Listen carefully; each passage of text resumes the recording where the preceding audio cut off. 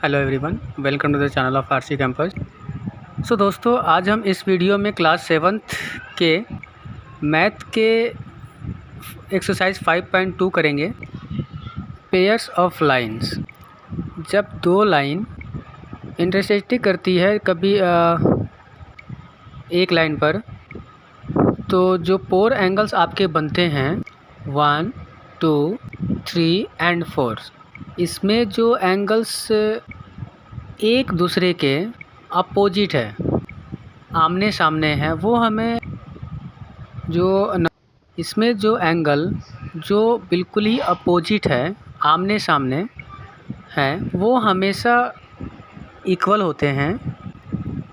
कहने का मतलब है एंगल 1 इक्वल टू एंगल 3 होगा और एंगल 4 इक्वल्स टू एंगल 2 होगा।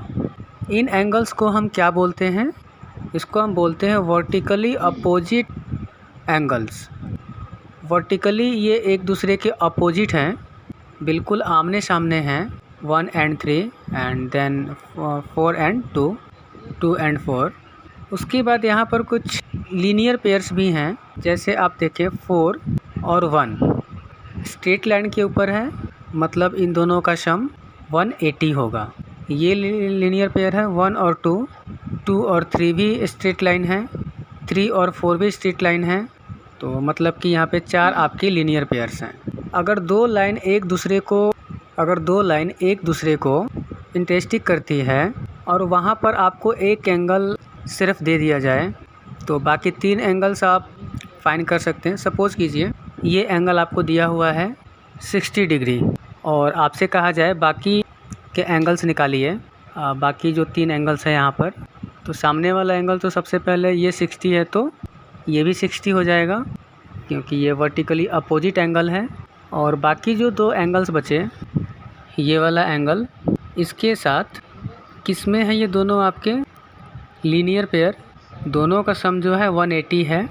ये 60 है तो ये कितना हो जाएगा 120, बिकॉज़ 120 और 60 180 होते हैं। तो इसके बाद ये 120 है तो ये सामने वाला एंगल भी आपका 120 डिग्री का हो जाएगा। तो ये मैंने आपको जल्दी से ये सब चीज़ें बता दिया है क्योंकि 1-2 क्वेश्चंस जो हैं आपके एग्ज़ाम में आपसे पूछ लिए जाएँ, इंटरसेक्टिंग लाइन के बारे में आपसे पूछ लिए जाएँ, और कई क्वेश्चंस जो हैं आपके पैरेलल लाइन में भी इसका कॉन्सेप्ट हम लोग यूज़ करते हैं। चलिए अब हम मेन टॉपिक पे आते हैं, जो है पैरेलल लाइन। हमने ये देखा कि जो एंगल कौन से बनते हैं जब लाइन इंटरसेक्ट करती है, क्या रिलेशन है। अब आप कहेंगे पैरेलल लाइन कहीं मिलती ही नहीं है, तो इनमें कैसे एंगल्स बनेंगे। सपोज़ करिए कि ये 2 आपकी पैरेलल लाइंस हैं, A B and P Q. A B P Q, P Q parallel है। जैसे कि रेलवे के जो 2 ट्रैक होते हैं, इनको आप कितना भी आगे तक बढ़ा लो, ये कभी भी नहीं मिलेंगे। रीज़न क्या है? क्योंकि दोनों के डिस्टेंस हमेशा सेम रहती है, इनके बीच में आपस में कोई एंगल नहीं बनते। लेकिन हम यहाँ पर अब लाइन ड्रॉ करने वाले हैं जो इन दोनों लाइन से पास होकर जाएगी, इन दोनों को 2 डिस्टिंक्ट पॉइंट पर, डिफरेंट पॉइंट पर इंटरसेक्ट करेगी। सपोज़ करिए कि आपने ये लाइन ड्रॉ की और इसका नाम है XY। तो ये जो लाइन है आपका XY, जो 2 लाइंस को एक ही प्लेन के ऊपर 2 लाइन बनी हुई है, उनको अलग अलग पॉइंट पर इंटरसेक्ट करते हुए जा रही हैं। इनको हम बोलते हैं ट्रांसवर्सल। नाम याद रखिएगा आप लोग, ट्रांसवर्सल। तो आप कहेंगे ए बी पैरेलल है पी क्यू के, ये आपके पैरेलल के साइन होते हैं 2 lines, and XY it's transversion. अब जैसे ये ट्रांसवर्जन यहाँ से गई, देखिए बहुत सारे एंगल्स बन रहे हैं। ये हमारा पहला एंगल है 1, 2, 3, 4, तो 4 एंगल्स आपके ऊपर बन रहे हैं, 5, 6, 7, 8, और 4 ही एंगल नीचे भी बन रहे हैं। तो यानी कि आपके टोटल 8 एंगल्स फ्लेम हो रहे हैं। यहाँ पर हम बात करने वाले हैं ऊपर वाले जो 4 एंगल्स हैं, उनके नीचे वाले 4 एंगल्स से क्या रिलेशंस है। क्योंकि देखिए इनके बीच में तो हमें पता है कि क्या रिलेशन है, 3 to 1 के वर्टिकली अपोजिट है। 2 और 4 हमारा लीनियर पेयर है। तो यहाँ तो हम जानते हैं इनमें क्या रिलेशन है। यहाँ पर 1 2 3 4 का 5 6 7 8 से क्या रिलेशन है, तो वो हमें डिफाइन करना है। तो इससे पहले जो एंगल है वो हमारा कोरस्पोंडिंग एंगल। कोरस्पोंडिंग एंगल्स का मतलब है कि ऊपर वाले लाइंस की, ऊपर एंगल की जो पोजीशन है बिल्कुल सेम वही पोजीशन नीचे वाले लाइंस को भी उस लाइन की होनी चाहिए। मतलब कि हम यहाँ एंगल 1 की बात करें, ध्यान से समझ लीजिए, एक बार आप समझ लेंगे तो कोई भी क्वेश्चंस आप इजीली कर लेंगे। तो 1 को देखिए किस पोजीशन पर है। 1 जो है लाइन के ऊपर है, इस वाले लाइन के ऊपर, और ये लेफ़्ट साइड में है। तो यानी कि ऊपर की तरफ लेफ़्ट साइड में। अब इस लाइन को देखिए, ऊपर की तरफ लेफ़्ट साइड में कौन सा एंगल है? एंगल 5। तो यानी कि एंगल 1 और एंगल 5 ये हमारे कोरस्पोंडिंग एंगल्स हैं।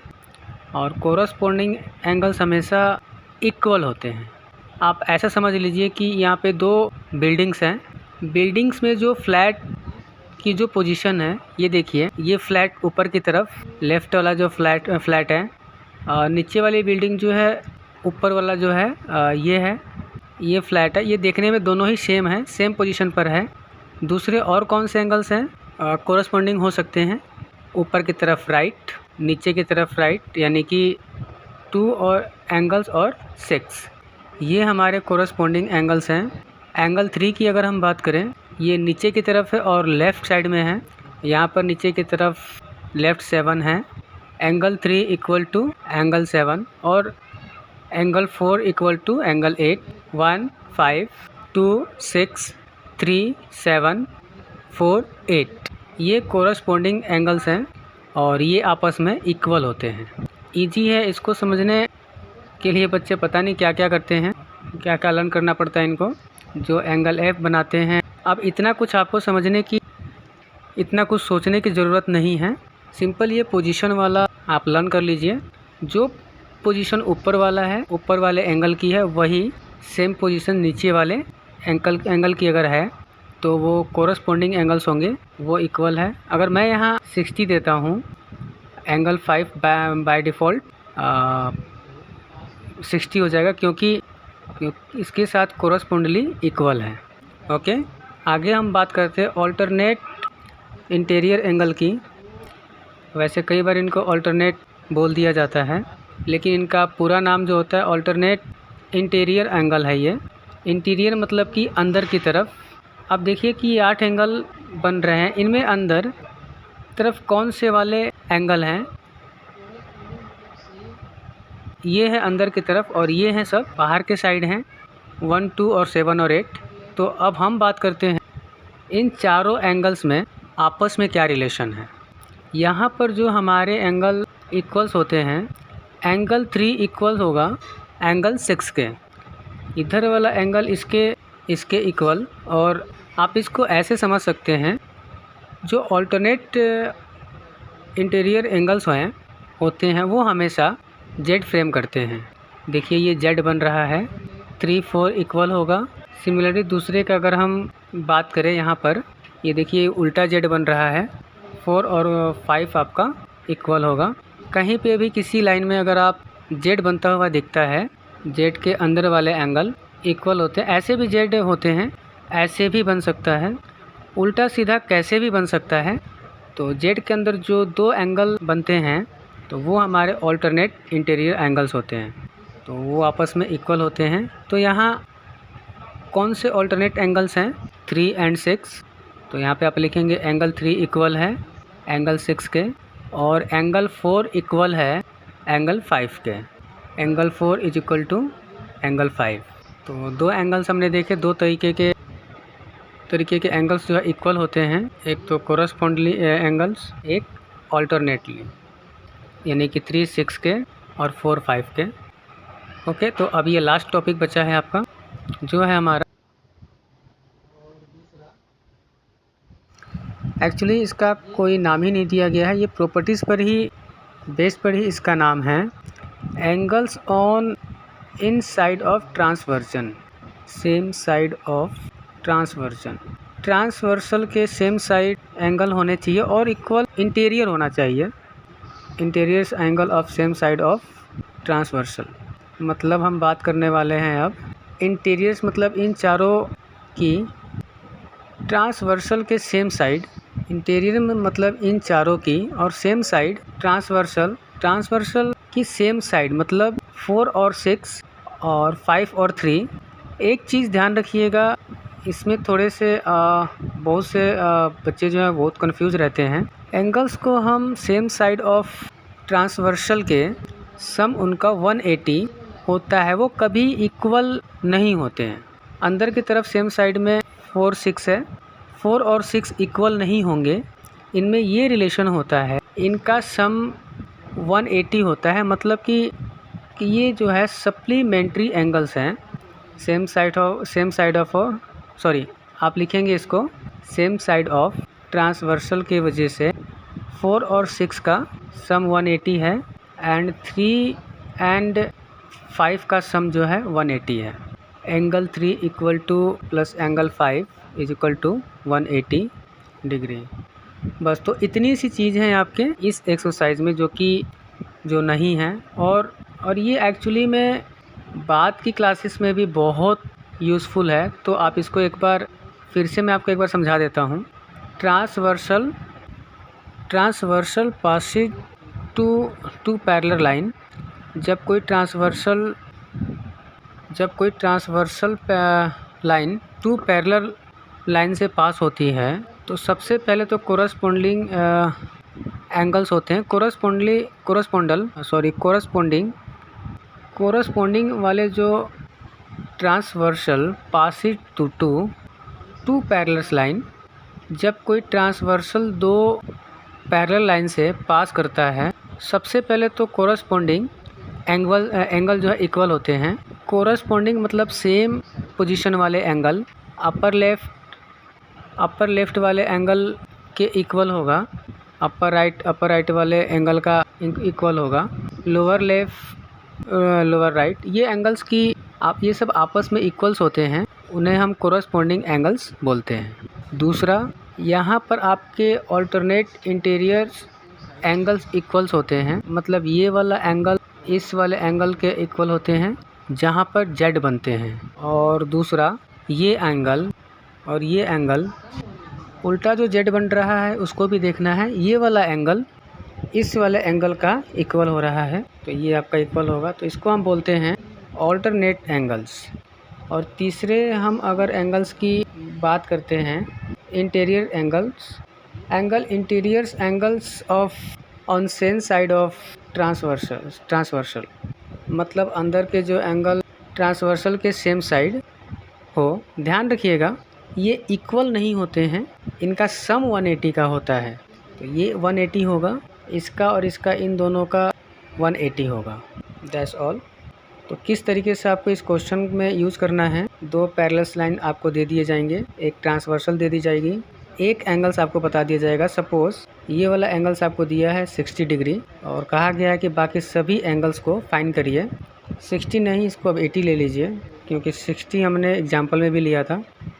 आपको बाकी के 8 एंगल्स जो है फाइंड करने होंगे, और ज़रूरी नहीं है कि सिर्फ पैरेलल लाइन के ही प्रॉपर्टी लगेगी, जो मैंने आपको ऊपर बताया था, इसलिए मैंने पहले इंटरेस्टिंग लाइन की को बताया था, वो भी यहाँ ऊपर यूज होगा।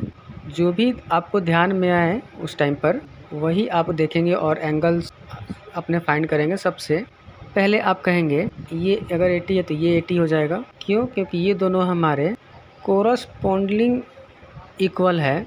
ये ऊपर की तरफ राइट में ये है और ये भी, तो ये ऊपर की तरफ राइट में है ये एंगल, तो ये दोनों इक्वल होंगे 80 और 80। अब बाकी के कौन से एंगल्स निकाल सकते हैं? अगर ये 80 है तो ये भी आपका 80 डिग्री हो जाएगा। कैसे? क्योंकि ये दोनों वर्टिकली अपोजिट एंगल्स है। वो भी तो हमने पढ़ा था ना, जो हमने दो लाइन कट करती है, नीचे वाली लाइन को छोड़ दीजिए, तो ये दोनों जो है अपोजिटिव वर्टिकली एंगल्स होंगे। अगर ये 80 है तो ये भी आपका 80 हो जाएगा। इसको अगर 80 चाहे तो आप कोरस्पोंडिंग से ले लीजिए या फिर यहाँ पर वर्टिकली अपोजिट से 80 मान लीजिए। 4 एंगल्स हमें मिल गए।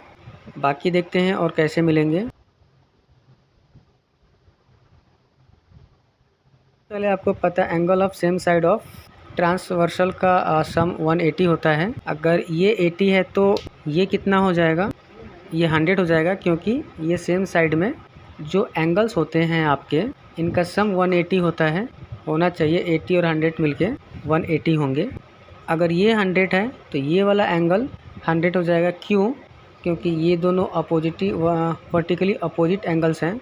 उसके बाद अगर ये 100 है तो ये 100 होगा कोरस्पॉन्डिंग की वजह से। अगर ये 100 है तो ये भी हमारा 100 होगा कोरस्पॉन्डिंग के वजह से। बहुत तरीके आप इसे 100 ऑल्टरनेट की वजह से भी कर सकते हैं। इतने सारे आपके पास बेस हैं, जो भी आपको उस टाइम पर ध्यान में आए तो उसको आप अपनी तरफ से फाइंड कर सकते हैं। जैसे कि मैंने आपको कहा ज्योमेट्री में बहुत तरीके होते हैं क्वेश्चंस को सॉल्व करने के।